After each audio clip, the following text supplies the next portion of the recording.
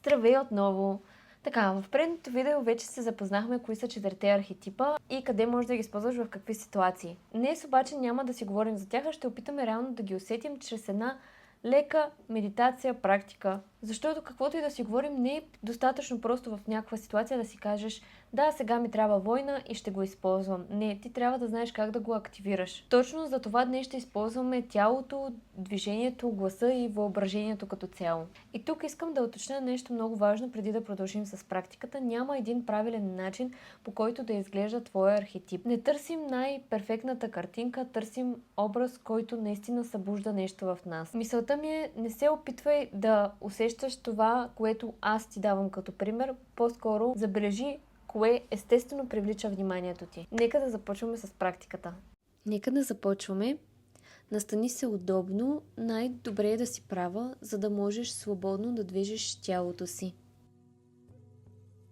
Изправи се, затвори очи, ако ти е комфортно, и си поеми бавно въздух.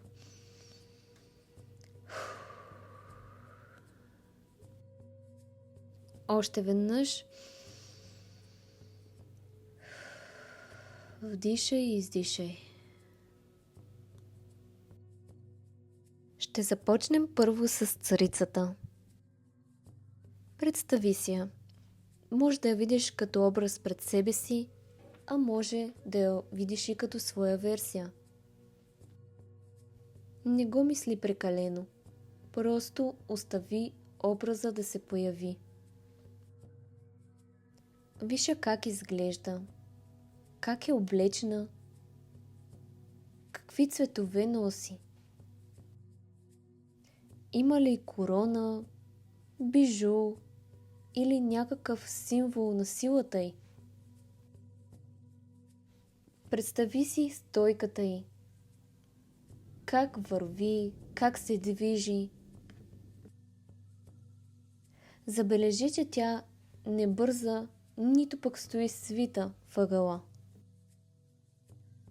Не се опитва да убеждава всички, че заслужава мястото си. Тя просто знае коя е. Сега насочи вниманието си към собственото тяло и се попитай: къде усещам царицата в себе си? Не го мисли логически.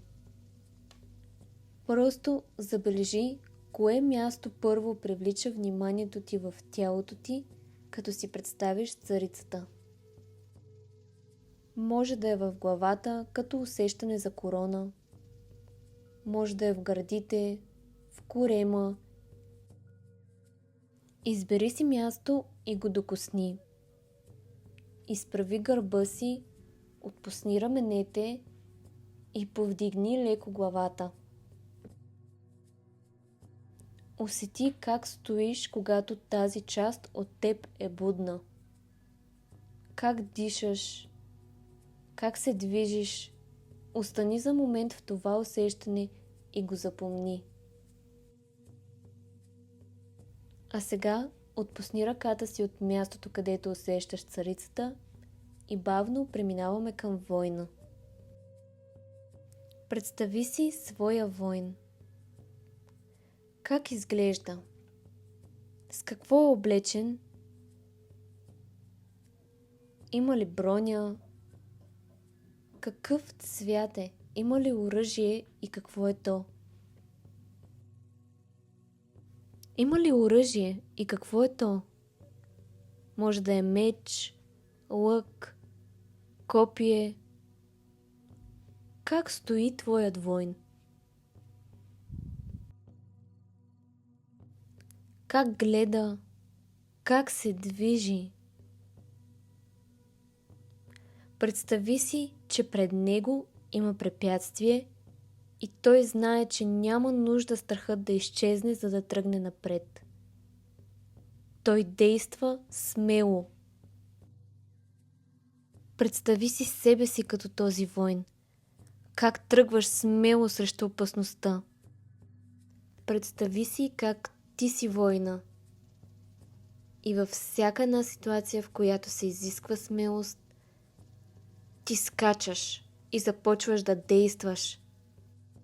и вече не позволяваш на нищо да те спира. Сега се попитай, къде усещам война в тялото си? Насочи вниманието си към това място. Може да е в ръцете, в гърдите, в корема. Няма правилен отговор. Докосни това място с ръка. Позволи на тялото ти да го усети. Позволи на тялото ти да заеме позата на война. Стъпи стабилно. Усети краката си. Стегни леко тялото си и се изправи. Какъв звук или боен вик издава твоя войн? Може да е кратък звук, дума, въздишка или вик, който идва естествено от теб. Направи го сега. Издай своя боен вик, така сякаш отиваш на война. Може да бъде ха или въздишка. Позволи на звука да излезе от тялото ти, не само от гърлото. Направи движение, което ти идва естествено. Движение, което война ти би направил. Сви юмрука си или направи крачка напред. Усети, че това е частта от теб, която действа смело и я запамети в съзнанието си. Сега отпусни и разтърси тялото си и преминаваме към магиосницата. Отново може да се представиш като друг образ пред теб или като твоя версия. Забележи как изглежда. Как е облечена? Какви цветове носи? Кой е цветът на магиосницата ти? Държи ли нещо в ръцете си? И ако да, какво е то? Може би е книга, карта, нещо магическо или друг предмет. Представи си я. Виж как наблюдава света. Тя не бърза да реагира и не се хвърля веднага в емоцията и в действието. Представи си се като магиосница. Ти виждаш това, което другите пропускат. Ти умееш да анализираш и преценяваш всяка ситуация и как да действаш с нея, преди да пуснеш война. Усети го. След това се попитай, къде усещам магиосницата в себе си. Може да е в главата, в ръцете, в пръстите. Докосни това място. Направи движение, което свързваш с магиосника. Може да събереш пръстите си, може да протегнеш ръце напред или да направиш друг знак, който ти идва естествено като магиосница. Усети тази част от себе си, която вижда по-дълбоко нещата. Не се обвиняваш, не реагираш веднага, просто наблюдаваш, разбираш и търсиш решение. Вдишай, отпусни тялото и нека да преминем към любовницата. Представи си я пред теб като друг образ или като версия на самата теб. Как изглежда? Какво носи? Какви материи, цветове, какви аромати има около нея. Как се движи? Движенията й бавни ли са, плавни ли са, игриви ли са? Попитай се, къде усещам любовницата в тялото си?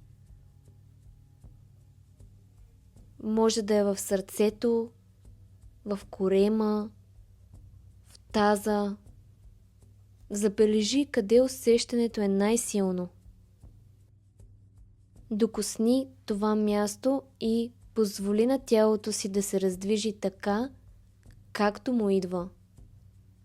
Може да потанцуваш, може да се движиш свободно, плавно, игриво.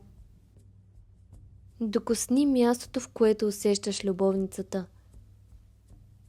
И си позволи за момент просто да почувстваш живота и любовта в себе си. Сега си поеми един дълбок въздух и издишай. Усети тялото си, усети мястото, на което стоиш. И само за момент си припомни 4 архетипа, които предизвика в теб. Царицата, воинът, магьосницата и любовницата. Не е нужно да правиш нищо с тях точно сега. Просто забележи, че вече имаш достъп до тези части в себе си. Когато си готова, можеш бавно да отвориш очи, да се раздвижиш и да се върнеш обратно.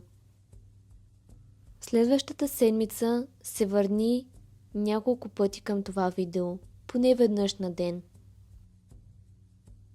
Наблюдавай всеки път какво се появява и не насилвай образите. Не се опитвай да ги измисляш перфектно, просто им дай пространство да се появят и да свикнеш с тях.